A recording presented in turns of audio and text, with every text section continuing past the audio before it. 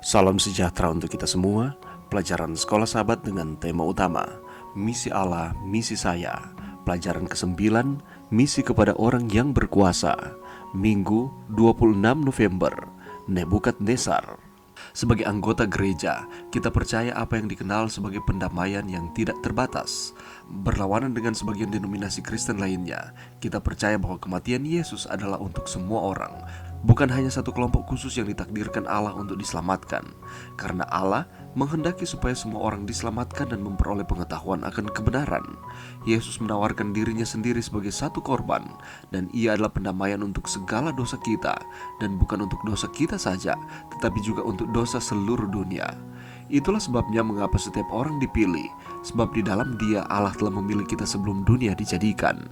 Bahkan jika tidak semua orang memilih Dia sebagai balasannya. Itulah sebabnya kita juga menemukan catatan-catatan kitab suci tentang segala jenis manusia yang dijangkau bagi Allah. Bacalah Daniel 4. Apakah yang terjadi dengan raja dalam pasal ini? Dan apakah yang dikatakan oleh ayat ini tentang keselamatan yang datang kepada salah satu dari orang-orang yang paling berkuasa di dunia? Sebuah contoh yang menyolok dalam kitab suci tentang bagaimana Allah menjangkau orang berkuasa dan yang tidak percaya adalah cerita tentang Raja Nebukadnezar. Penghakiman Allah telah dijatuhkan kepadanya dalam sebuah cara yang dialami oleh beberapa raja Israel. Catatan kitab suci tentang Nebukadnezar yang sadar dan mengakui Allah pencipta menunjukkan bahwa Allah peduli dengan orang yang kaya dan berkuasa, sama seperti Dia peduli kepada yang lemah dan membutuhkan. Dalam ayat 37, orang yang paling berkuasa di bumi ini bersabda, "Jadi sekarang aku, Nebukadnezar, memuji, meninggikan dan memuliakan Raja Sorga, yang segala perbuatannya adalah benar dan jalan-jalannya adalah adil, dan yang sanggup merendahkan mereka yang berlaku congkak." Andaikan saja semua yang kaya, berkuasa dan angkuh di antara kita sebagai makhluk fana ini mengerti akan kebenaran ini. Apakah yang kita pelajari dari cerita ini? Pertama, Allah menggunakan orang-orang percaya yang berserah, sama seperti Daniel, sebagai sebuah jembatan untuk menjangkau orang-orang berkuasa yang tidak percaya. Kedua, Allah bisa mengintervensi secara langsung dalam proses bersaksi untuk menjangkau orang yang berkuasa yang tidak percaya. Nebukadnezar direndahkan oleh Allah karena kesombongan dan arogansinya, dan walaupun ini adalah sebuah cerita yang sangat dramatis, ada banyak cara lain bagi orang kaya, berkuasa, dan angkuh bisa direndahkan. Walaupun kita tidak kaya dan tidak berkuasa berdasarkan standar dunia, mengapa kita harus berhati-hati untuk menghindari sejenis kesombongan yang telah ditunjukkan oleh raja ini?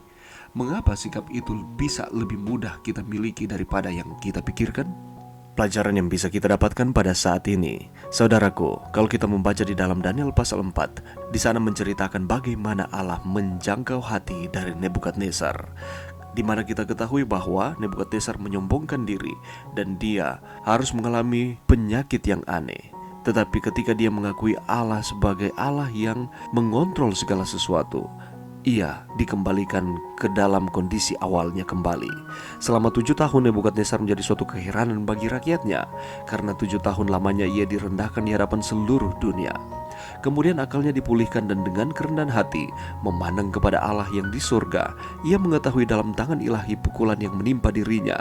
Dalam pernyataan secara umum, ia mengakui kesalahannya dan rahmat Allah yang besar dalam pemulihan dirinya. Alfa dan Omega jilid 4 halaman 128.